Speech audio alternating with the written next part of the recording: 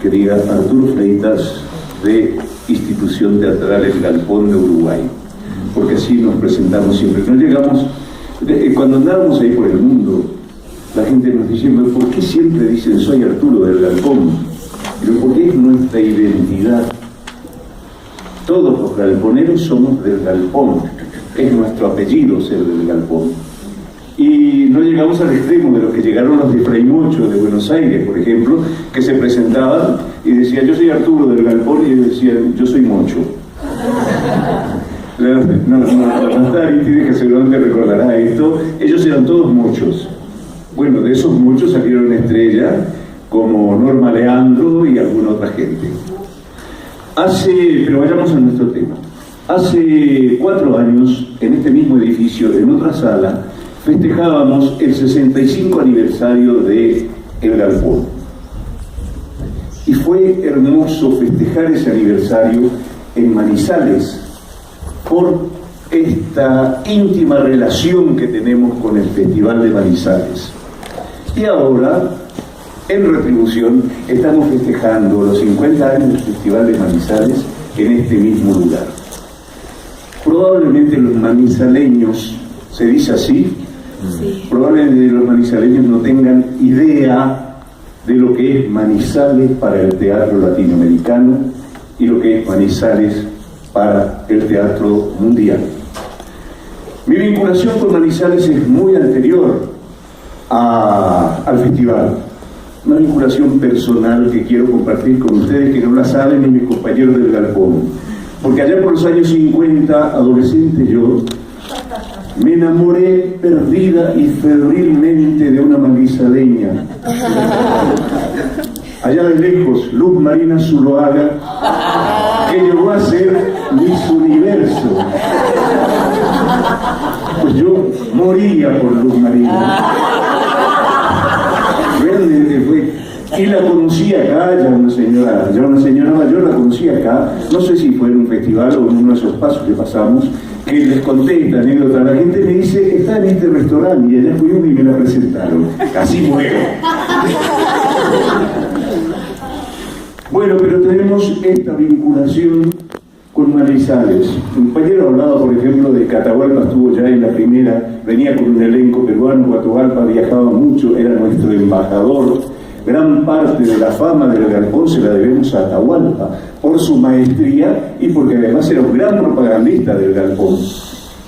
Entonces, cuando vinimos acá, en el año 74, lo primero les tengo que contar esto. El Galpón es un teatro que organiza gente. Somos organizadores de gente. Tenemos 30.000 socios. Vimos organizando, después voy a contar cómo fue esto. Cuando venía la dictadura y venía el fascismo con fuerza, el Galpón y el movimiento teatral y cultural uruguayo decidió organizar organizaciones internacionales y pedimos la solidaridad a todo el mundo, porque se nos venía la dictadura y se nos venía el fascismo, que ya nos estaba atacando. Intentaron incendiar nuestros teatros, atentaron contra las casas de compañeros. Entonces pedimos la solidaridad. Por favor, ayúdennos, esa solidaridad que ahora se lo debemos a Brasil, y digámoslo ya de entrada. El Galpón apoya totalmente la lucha del pueblo brasileño. El Now.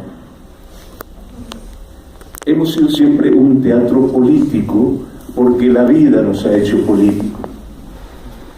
No optamos ser políticos, sencillamente la vida nos ha llevado a eso. Y bueno, cuando pedimos esa solidaridad, recibimos telegramas, cartas, alguna gente que viajó. ¿Qué hizo Manizales? Nos invitó al festival del año 73 con este objetivo: vayan a Manizales y desde ahí griten su verdad para todo el mundo, porque ya Manizales sonaba fuerte en aquel momento. Y no pudimos venir ese año a Manizales porque precisamente en ese año 73 se hizo el golpe de Estado en Uruguay y optamos nosotros por quedarnos en nuestro país a defender nuestro teatro y a defender la democracia junto con todo el resto del pueblo uruguayo. esa situación más o menos se repite ahora.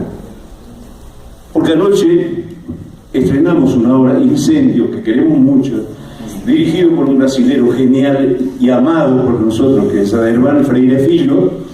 Y Adherbal Freire Filho no pudo venir a Manizales porque Adherbal se quedó en Río de Janeiro a defender la democracia, que está en gravísimo peligro en este momento en Brasil.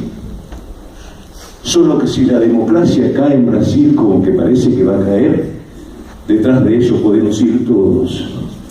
Así que, gente, apronten sus corazones porque se nos viene de vuelta la lucha.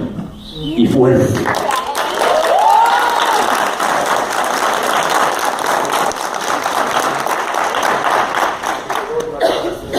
Bueno, no pudimos venir el 73 por esa circunstancia, pero Manizales no abandonó, es decir, el festival, no abandonó esta tarea que se había tenido, y en el 74, lo mencionaba el compañero, en el 74 nos invitó a hacer una temporada empresarial acá en Manizales, y nos fue muy bien.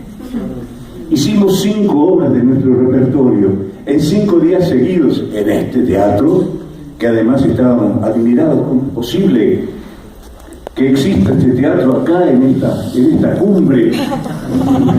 ¿A quién se le ocurrió encaramarse acá y hacer un teatro de este tipo? Seguramente el que hizo este teatro no se imaginó nunca que al construir este teatro a alguien se le ocurrió, bueno, ya que tenemos el teatro, hagamos un festival. Y no se le ocurrió nunca que este festival iba a tener la importancia que tiene en este momento. Nos interesaba mucho decir esto porque queríamos decir públicamente nuestro agradecimiento al Festival de Manizales y contarles esta pequeña historia tan llena de fraternidad, tan llena de solidaridad, que es lo que nos ha mantenido vivos durante esos 69 años que hemos cumplido. Pero vayamos un poco a la historia de Gabón luego de este homenaje ineludible al Festival Internacional de Teatro de Manizales. Allá por los años 45, mediados de los 45, un señor, empleado bancario, un joven empleado bancario, con inquietudes artísticas, fundó un grupo de niñitos, chiquitos, con lo que empezó a hacer teatro, pero no hizo teatro para niños, hizo teatro para adultos, con niños, y además convirtió obras de la narrativa mundial, hizo versiones y las convirtió en obras de teatro, y además hizo radioteatro con estos niños. Imagínense qué locura. Este señor se llamaba Américo del Chopo, que tenía estas características. Era empleado bancario, pero tenía estas inquietudes artísticas de hacer teatro, escribía poesía. A los 12 años, Atahualpa del Chopo, en su ciudad, ya escribía crítica teatral. Sí, sería genio. Cuando iban los elencos argentinos, sobre todo cuando iban a Canelones y le presentaban el crítico teatral, no podían creer que este niñito, que además usaba pantalones cortos, que le usaba pantalones cortos, que este niñito escribía crítica teatral, y además con tal seriedad. Pero además Atahualpa, que era un tipo muy vital, las mujeres morían con Atahualpa, enamoraba a todas. Además de eso, Atahualpa escribía poesía. Y como le daba vergüenza, y como su jugador, ahí jugaba fútbol, llegó a jugar en primera división.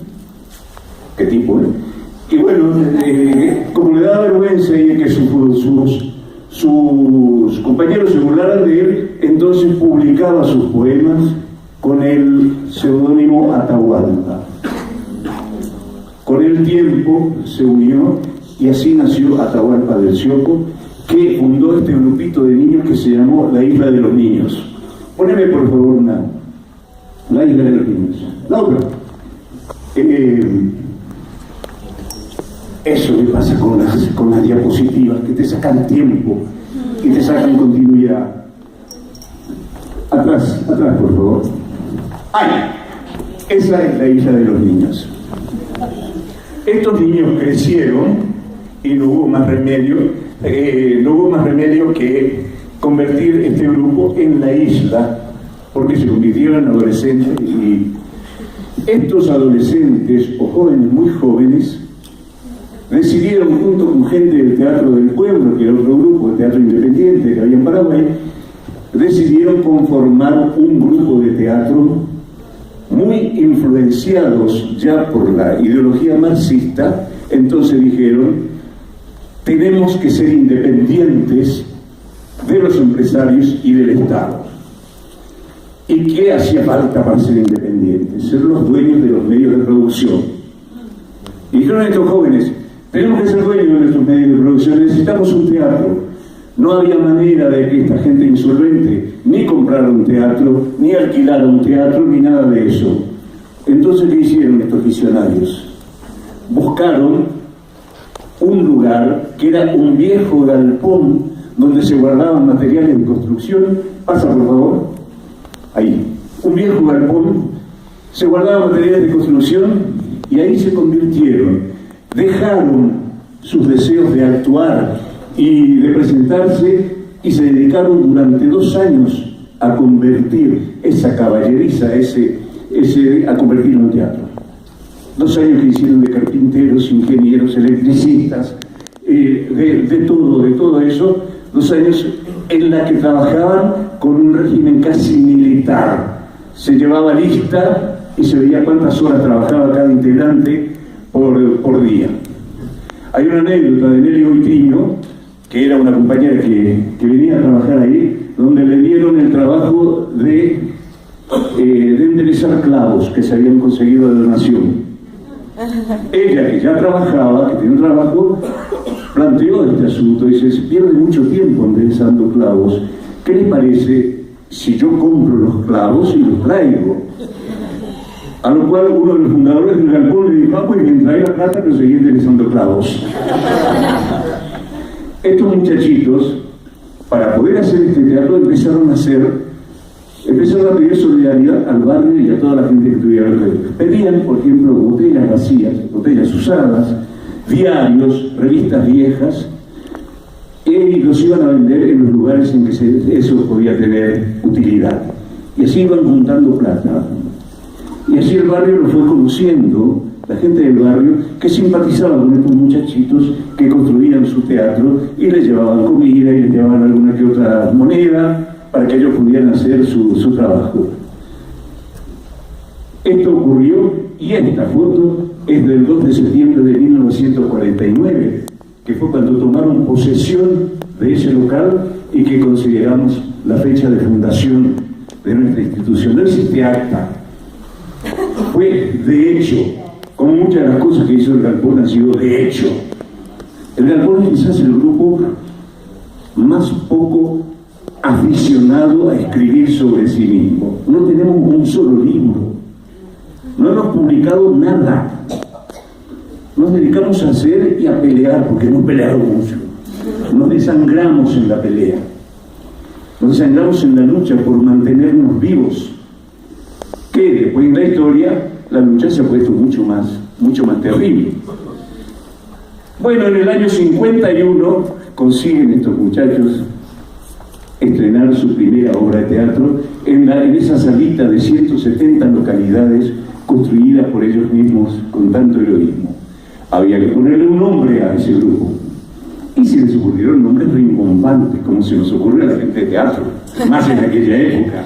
Carros de Pepis, por ejemplo, era uno, y no sé qué otra cosa, y qué otra cosa, y qué otra cosa. Pero para entonces ya eran conocidos estos chicos por los muchachos del galpón. En aquella época era todo inclusivo, se decían los muchachos y eso incluía chicas.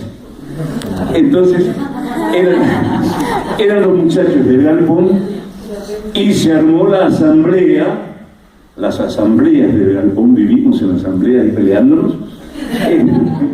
Por supuesto, las asambleas son para pelearse, no son para ponerse de acuerdo. Y bueno, entonces ante esta realidad, porque la realidad siempre nos ha cacheteado y nos ha llevado por delante, ante esta realidad eran ya los muchachos del galpón y el grupo quedó como el galpón. Así nació. De la gente nombró al galpón. Pero no solo la gente nombró al galpón, sino que aquellas contribuciones que venían de cosas, eso hizo que idearan un sistema de apoyo permanente al galpón y se creó la institución del socio. ¿Qué era un socio del galpón?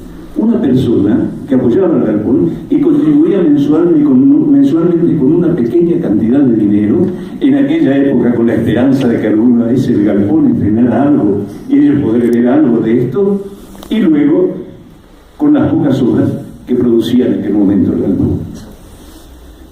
La genialidad de Atahualpa, más la capacidad de transformación y disciplina de esta gente, que vemos, voy a pasar a la otra por favor, que vemos acá, hizo que rápidamente este grupo adquiriera prestigio, tanto a nivel de la cultura uruguaya como a nivel internacional.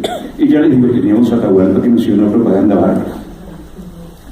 Entonces empezó a crecer, empezó a hacer por los años 50, empezó a hacer una serie de obras muy interesantes y empezó a tener una estética que después de poco tiempo Atahualpa escuchó que por ahí por Europa se hablaba de un señor Bertolt Brecht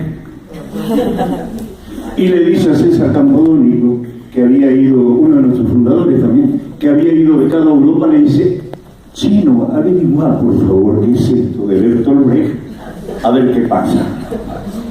Chino averiguó y se vino con la novedad de lo que era Bertolt Brecht, su teoría, sus obras, e inmediatamente el galpón dice: esto tenemos que hacerlo.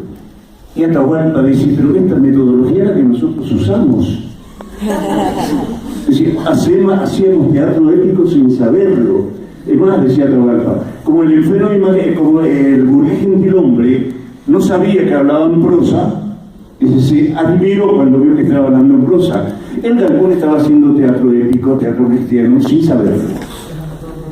Entonces lo que pasó con Atahualpa y el galpón fue que el galpón encontró su sustento teórico de lo que ya estaba haciendo y empezó a hacer, no solo a montar obras de Bertolt Brecht, que sí las hizo. Hay una leyenda por ahí que dice que el galpón fue el primer grupo que hizo Brecht en Latinoamérica, ¿no? Hubo algún otro que lo hizo antes, seamos sinceros. Pero fue el primer grupo que tuvo una importancia grande haciendo Brecht con la dirección de Atahualpa. Y así nos convertimos en un teatro épico. Es decir, tomamos aquel nombre que le había dado Brecht y nos convertimos en ese teatro que empezó a producir cada vez más obras, cada vez empezó a crecer, empezaron a crecer los integrantes. El galpón fue fundado en el 49, en el 52 ya fundó su primera escuela de arte escénico, que siguió después hasta hoy, sigue nuestra escuela funcionando, porque no nos satisface, no nos sirve la formación que se da afuera a los estudiantes de teatro. Porque en general la formación que se le da a los estudiantes de teatro es destinada o con vistas a hacer una carrera individual y personal y convertirse en estrella. No queremos estrellas, queremos integrantes que hagan teatro de calidad y que sean militantes del teatro independiente y que sean gestores de su teatro.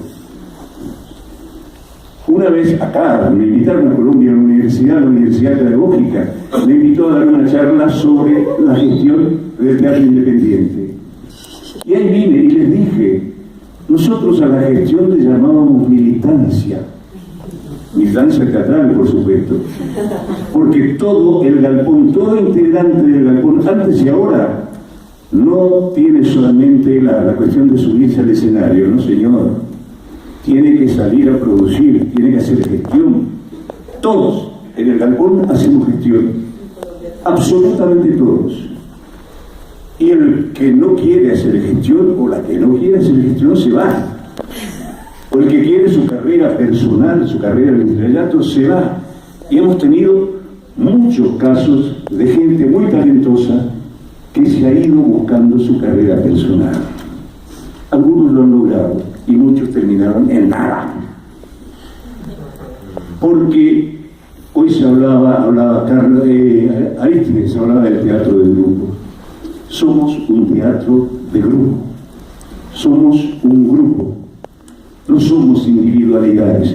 Hoy acá tenía que estar en esta mesa, tenía que estar Héctor Lido, que es nuestro secretario general, que anda por ahí, no lo voy a dejar pegado, pero que viene a controlarme, a ver qué digo. Tenía que estar Héctor Lido, pero ocurre que tenemos una situación de horizontalidad por la cual podemos ocupar el lugar de otro compañero. Yo en este momento no tengo ningún cargo directivo en el Teatro del Galpón, es más, estoy haciendo muy poco teatro, pero sigo siendo, sí, mis 55 años de Galpón me autoriza a ser vocero del Galpón, es decir, me lo reconocen mis compañeros, no soy yo, son los compañeros que me traen a Manizales a hablarles a ustedes y a contarles esta historia, de la que me gusta mucho hablar, naturalmente, porque uno tiene también su vanidad institucional.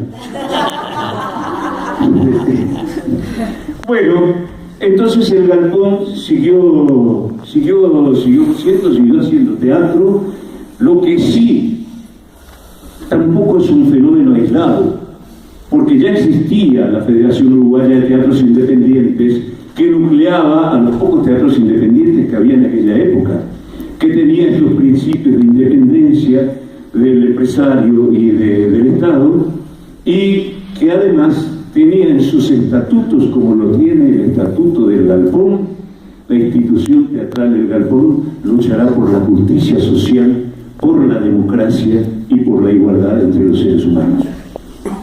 Esos son nuestros principios, de los que no nos hemos bajado nunca y no nos van a bajar jamás. Y hemos pagado altísimo precio, como verán en nuestra historia, por esta característica. Cuando hubo un cambio de gobierno y accedió el doctor Tabaré Vázquez a la presidencia, nos permitieron entrar al Ministerio del Interior, a un organismo de represión que es la inteligencia y el ASA, ¿sí? Nos permitieron entrar y a investigar sobre lo que había sobre el Galpón en esa dependencia. Y descubrimos con horror que desde el año 55 ya había plena democracia, todavía no había dictadura, ni siquiera se pensaba que se podría llegar a dictadura. Ya en el 55 se estaba espiando a los compañeros del Galpón y del Teatro Independiente. Hay informes muy detallados de lo que esta gente hacía con su vida, de cuando se reunieron, de las reuniones del Galpón, de las manifestaciones del Galpón apoyando a cuestiones populares. Es decir, que no se confundan. Si hacemos un teatro pegado al pueblo, seremos espiados y cuando llegue el momento seremos reprimidos. Porque tampoco se confundan, porque cuando nuestros enemigos no nos están golpeando, están preparando el siguiente golpe, lo sabemos perfectamente.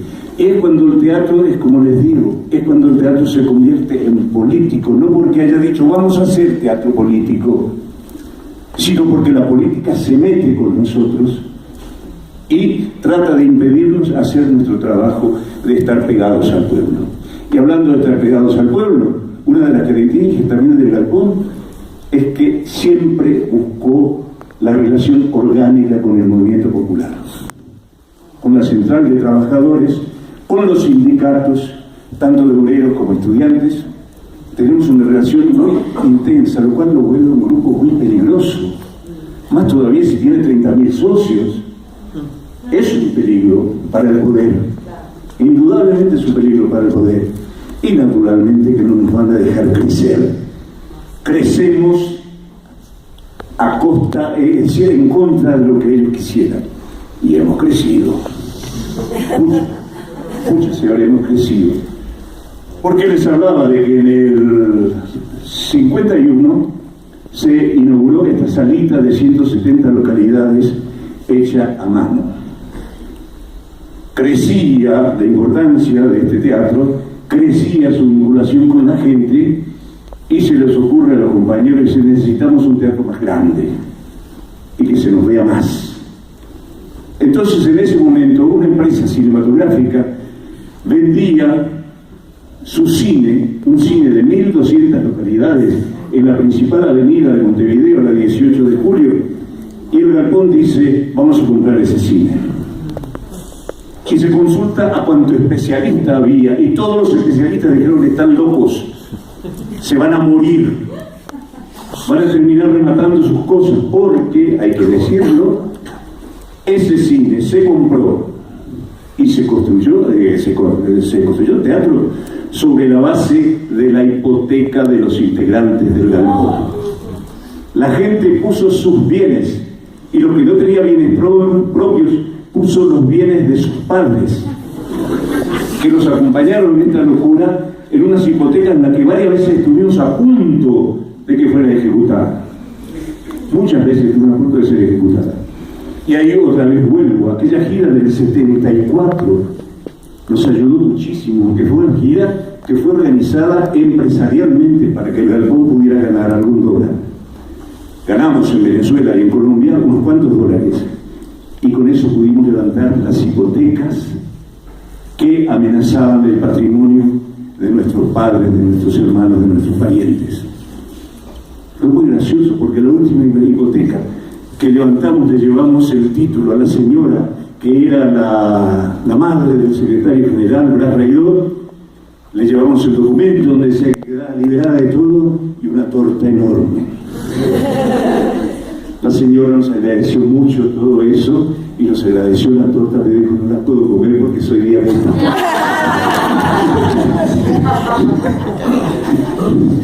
Pero bueno, y ahí viene otra vez Latinoamérica y otra vez Manizales salvan prácticamente al galpón dólar sobre dólar.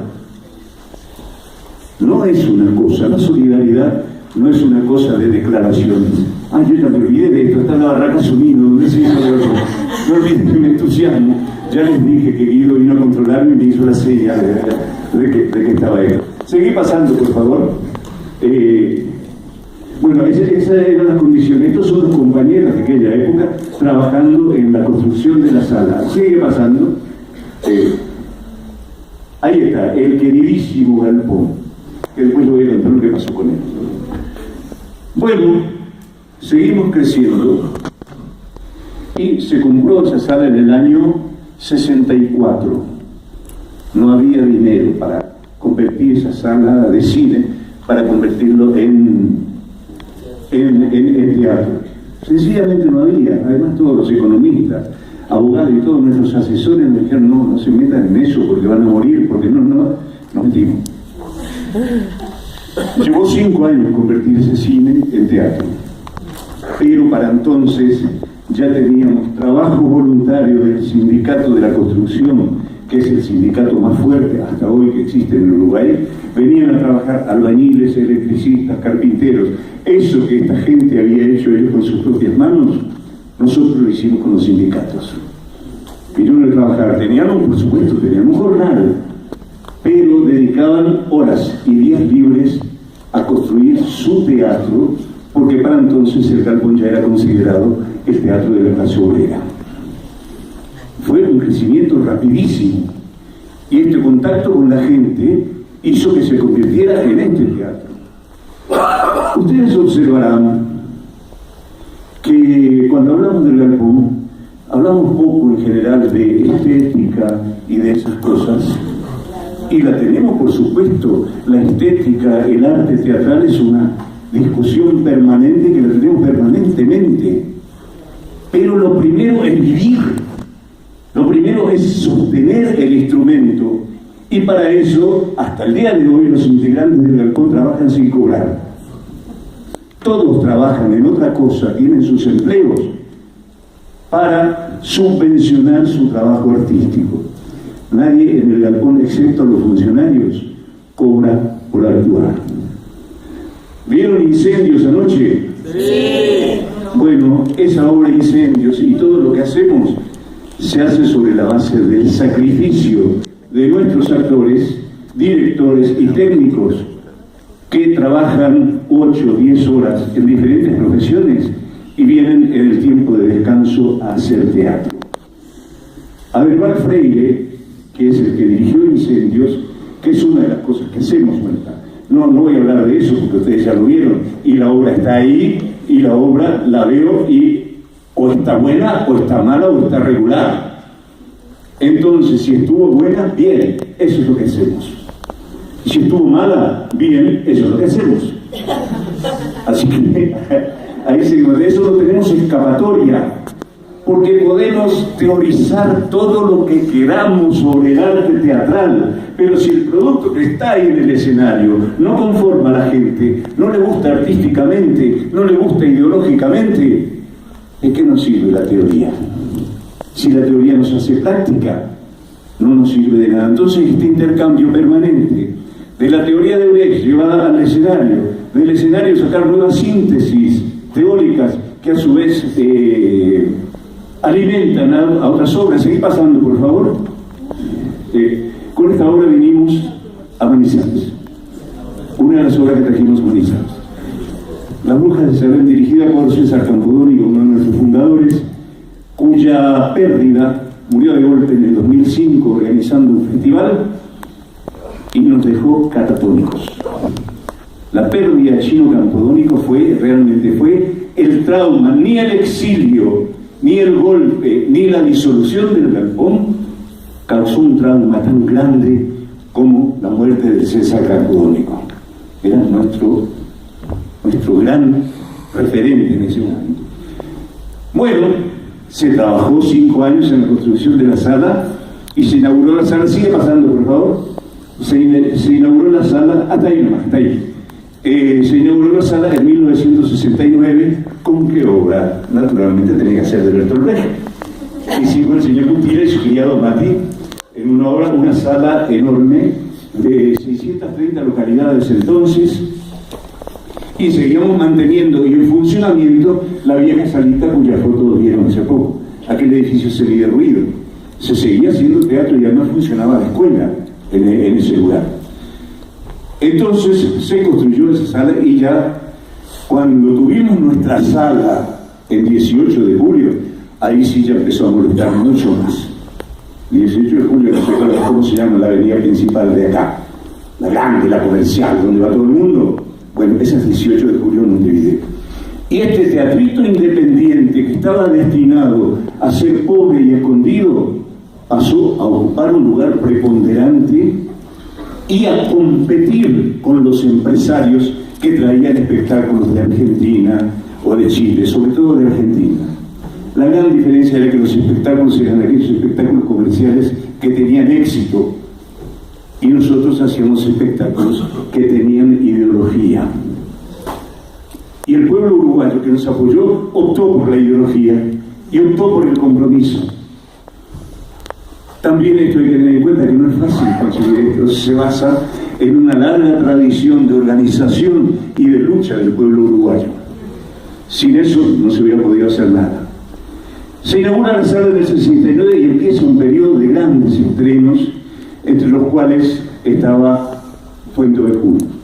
En el 68 se produce la fundación del Festival de Manizales y tenemos una relación muy estrecha con el Festival de Manizales, aunque no veníamos mucho a Manizales, pero sí éramos muy amigos, que después floreció en esto de la invitación al Festival del 73 para ayudar al Galpón a luchar contra el fascismo, y la invitación en el 74 para ayudar al Galpón a que solventara sus deudas que ponían en peligro su existencia y el patrimonio de nuestros parientes.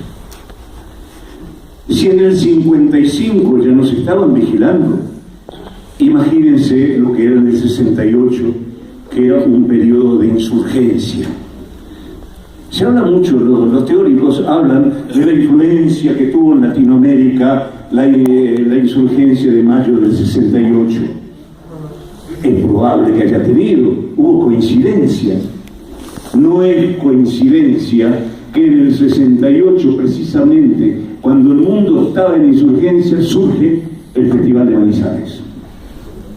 Es decir, el teatro latinoamericano, el teatro colombiano, que estaba bastante organizado también, Manizales responde con un festival de teatro.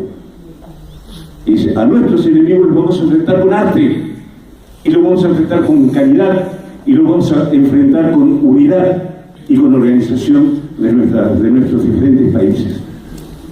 Y así fue. Y así seguimos creciendo todos juntos. Y así fue que después volvimos a Manizales varias veces. Por eso nuestro homenaje y por eso nuestra gratitud. Porque si uno no tiene gratitud hacia quien lo ayudó, ¿para qué mierda sirve?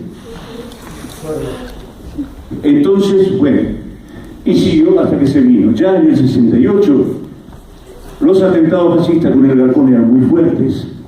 Se venía la dictadura y es cuando pedimos la solidaridad de todo el mundo. En el 73 se viene el golpe de Estado.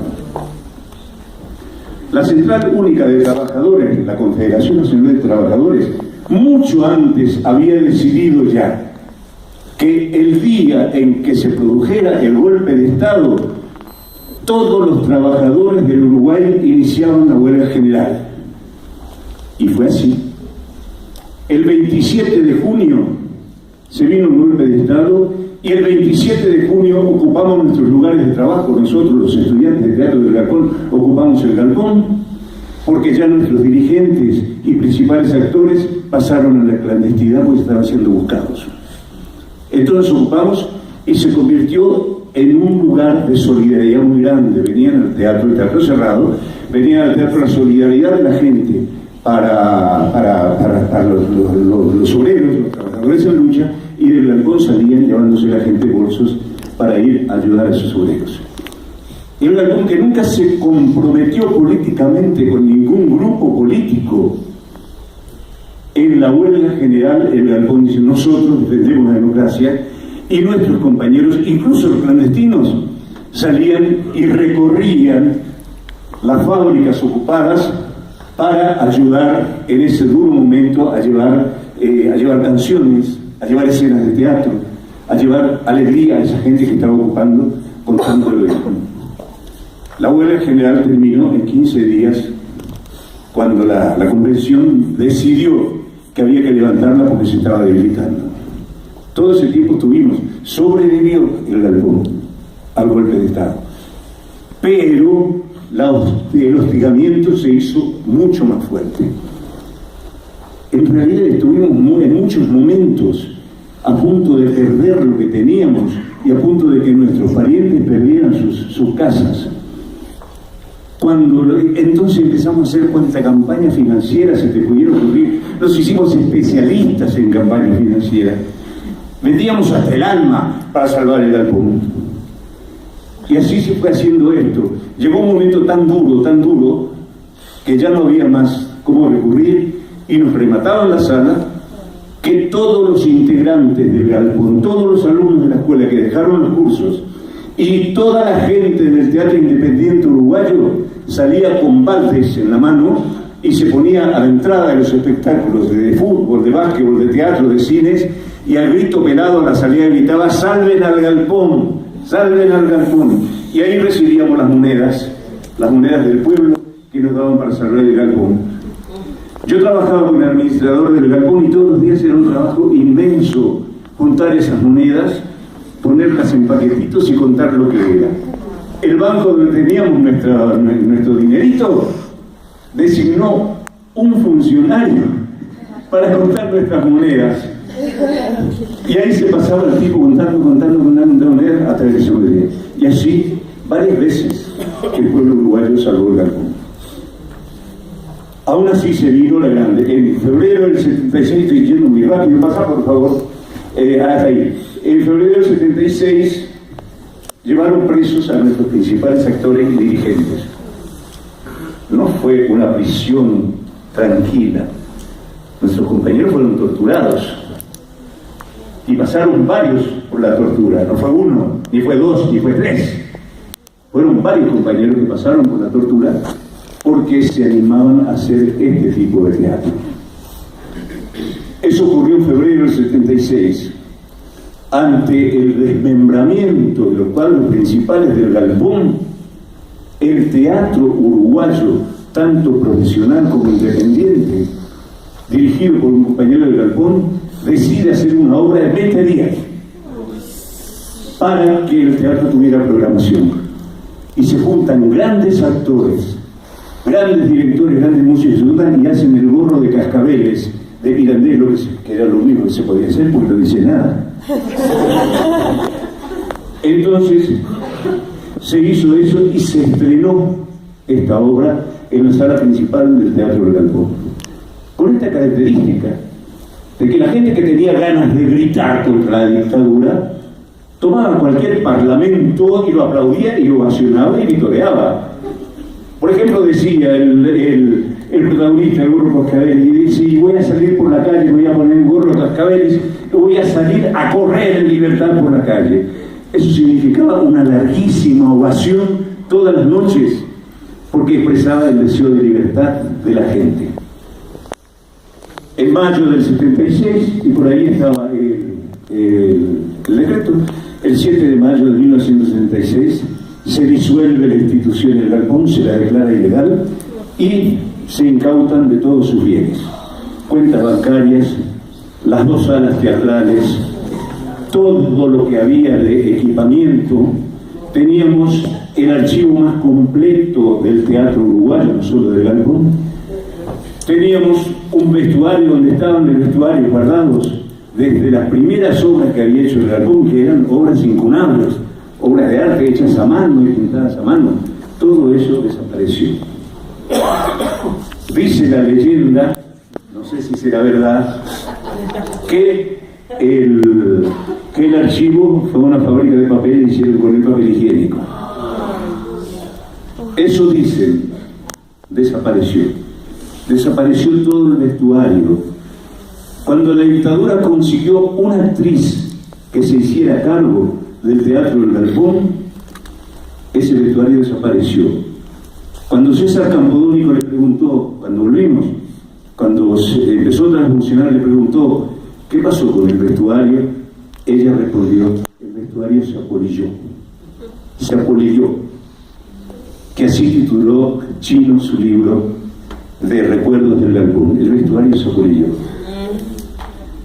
Como ya los compañeros habían ido presos y se los buscaba de vuelta, entonces varios de estos compañeros se metieron en la embajada de México y desde el primer día empezaron a reorganizar el Galpón para que siguiera funcionando en el exilio. Estos compañeros perdieron todo contacto con los compañeros que no habían ido presos ni se habían exiliado. Y acá hay que decir una cosa para dar justicia, porque se escribió muchísimo sobre la gente que estuvo presa y sobre los actores que estuvieron presos, y se escribió mucho sobre la gente que estuvo en el exilio. Una de nuestras grandes famas es que estuvimos en el exilio y que sobrevivimos, pero no se escribió. Y todavía el Uruguay y nosotros tenemos esta deuda. No se escribió sobre la historia de estos compañeros que quedaron en la clandestinidad, sosteniendo las organizaciones que había, entre ellas el Galpón, que no se podía ni mencionar la palabra Galpón. Ese edificio donde se fundó el Galpón, esa caballeriza, fue derruida por la dictadura y en su lugar se construyó un edificio. Pero ¿qué pasó con los dueños de este edificio? Querían ponerle Galpón.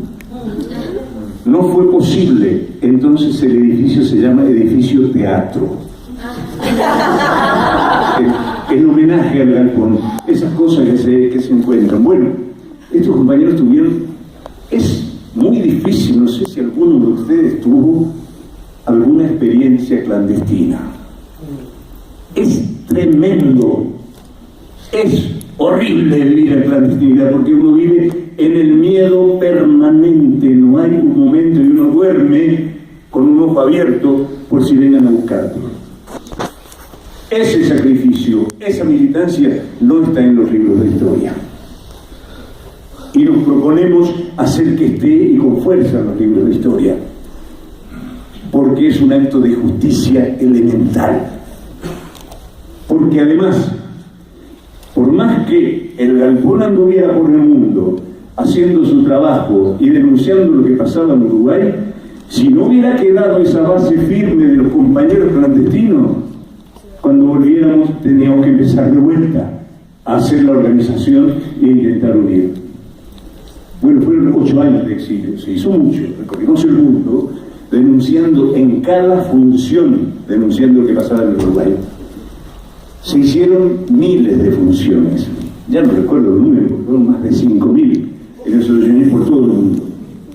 Hubo un día en el que el Galpón se presentó en 3 ciudades diferentes, hizo 10 funciones en un mismo día, 10 funciones en lugares diferentes en 3 continentes. Exigió un trabajo de organización y de sacrificio muy grande, pero teníamos nosotros el incentivo de los compañeros que estaban presos y de los compañeros que estaban allá peleando. Era común, yo fui al exilio, era común que, por ejemplo, cuando alguien aflojaba, el exilio es duro, es triste, y cuando algún compañero aflojaba, había una frase mágica. Decían, pensá en Pupi y pensá en Miriam, que eran 2 actores del Galpón muy talentosos, que siguen trabajando con nosotros, que eran los que teníamos presos. Pupi, Luis Furcán, estuvo 5 años preso. Miriam, que era su mujer, estuvo 2, y fueron torturados juntos. Ellos fueron testigos de la tortura de sus compañeros. Por supuesto, siempre la mujer se lleva la peor parte. Siempre. Ahora, no es fácil para un marido ponerse y ver lo que le están haciendo a su mujer. Porque eso es así, son muy crueles esta gente. No se crea que estamos con gatitos mimosos. Tuve el gran honor y alegría de conocer a la pasionaria, la española. Dolores Ibarruni. Muy jovencito. Cuando me despedí de Dolores me dijo algo que me quedó grabado y que después la historia demostró que es verdad. Me dice, cuídate. Eso que le dije hoy, cuídate. Porque cuando el enemigo no te está golpeando, está preparando el siguiente golpe. No se crean los cuentos de la democracia formal. La democracia se vence así rápidamente. Miren Argentina, miren Brasil, Colombia, claro, en todos los países. Y ustedes además con esta cuestión de que nosotros tuvimos violencia en unos cuantos años, ustedes sí tendrán experiencia de violencia, que empezó allá por los 50, con el Galpón empezó la violencia acá. Bueno, entonces pasó esto. La lucha de la gente en el exilio, la lucha de la gente en la cárcel, la lucha de la gente en la clandestinidad propició que la dictadura durara poco. Y cuando los del exilio decidimos volver, lo hicimos de común acuerdo, naturalmente, con los compañeros que estaban adentro. En el año 84, 84, por primera vez se reúnen las 2 vertientes, las 3 ya en esta tropa que estaban en libertad, los compañeros, se reúnen en Buenos Aires y ahí decidimos el regreso de esta fracción que estaba en el exilio. Y el regreso fue emocionante. Yo he visto hablar de esto porque me pongo a llorar. Porque cuando llegamos en el avión, un trayecto que normalmente lleva 20 minutos, llegar del aeropuerto al lugar donde se hizo la primera reunión con la gente, el primer encuentro con la gente, duró 4 horas. Montevideo entero salió a la calle a saludar a su teatro que regresaba después de tantos años de exilio. Entonces, compañeros, ¿qué pasa? Que vengan las dificultades. Si tenemos a esa gente que nos apoya, si tenemos a Manizales que nos apoya, si tenemos al movimiento internacional que nos apoya, que vengan las dificultades. Las más difíciles de las dificultades cuando te acogotan económicamente. Y para que no te acogoten económicamente, en el 2007 se le ocurre al Galpón y al Teatro Circular, que son 2 grupos amigos, una característica del teatro uruguayo, que somos muy amigos entre nosotros, entre los grupos.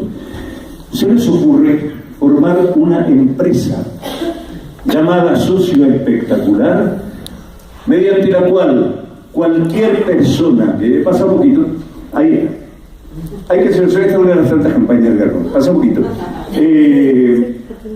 Esta casa suya, ese es otro. Entonces se conforma una empresa autónoma con gerentes del Teatro del Galpón y del Teatro Circular que decide, por una pequeña cantidad de dinero que se da mensualmente, este socio espectacular tiene derecho a entradas gratis en el Galpón, en el Circular, en la Comedia Nacional, en el Teatro La Candela y en otros tantos de teatro. Puede ir a ver cine, tanto en la Cinemateca como cine privado, todo eso nos cuesta plata pagarle a esa gente. Y puede ir a ver fútbol y básquetbol. ¿Cómo se unen estas corrientes? Se unen con creatividad y con audacia. Y por ahí anda el creador del socio espectacular, que no lo voy a dejar en evidencia porque me pidió que no lo hiciera. Sí, cumplo. Alguna cosa cumplo. Esto produce casi un cisma en el movimiento teatral uruguayo, porque todavía subsistía y sigue subsistiendo el teatro profesional, el de la carrera personal, el de hacer la mía. Y esa gente empezó a oponerse terriblemente al socio espectacular y lo acusó, y lo sigue acusando hasta hoy, de que abaratamos el teatro y de que abaratamos el arte. ¿Qué más queríamos nosotros que abaratar el teatro y el arte y hacer un instrumento ese para que la gente se viniera al teatro, que además tenía muchísimas butacas ociosas? Y volvimos a llenar los teatros con el socio espectacular, y se sigue llenando los teatros. E incluso la gente que se opuso en este momento llega a acuerdo con el socio espectacular porque le conviene. Entonces, claro, la lucha, hoy hablaba, creo que Aristides, o Carlos Aristides, hablaba de lo que es el teatro hecho para simple divertimento, para hacer una carrera, y el teatro que se hace para juntar a la gente y para reflexionar juntos. Estamos en esa corriente y no la vamos a dejar nunca. Bueno, pero así fue, nos juntamos en el 84 y empezó otro periodo de crecimiento. En el 2000 y pico, el Uruguay se iba, no quiero decir una grosería, pero se iba ahí donde ustedes saben. El Uruguay entero, entró en default. Allá fue el presidente de Uruguay a pedirle por favor creo que era Bush el presidente, a pedirle por favor que nos diera alguna plata para poder pagar algunas deudas. En esa situación de carencia y de miseria, que la gente comía pasto, nuestros niños del desarrollado Uruguay llegaron a comer pasto, porque no tenían otra cosa. En esa situación, el Galpón nuevamente dice, vamos a crecer. En ese gran predio que tenemos ahora, vamos a construir otra sala teatral. Y se decide construir otra sala que iba a ser sala de ensayo, y se construye una sala chiquita de 70 localidades, que es una de las salas preferidas del movimiento teatral, porque es una sala muy acogedora. Ahí está, la sala Atahualpa. ¿Se vio la Campodónico, la grande? Bueno, entonces, otra vez, en esa situación, no sé qué nos pasa, realmente es difícil de explicar. Tendría que explicarlo psicólogos, sociólogos, lo que sea.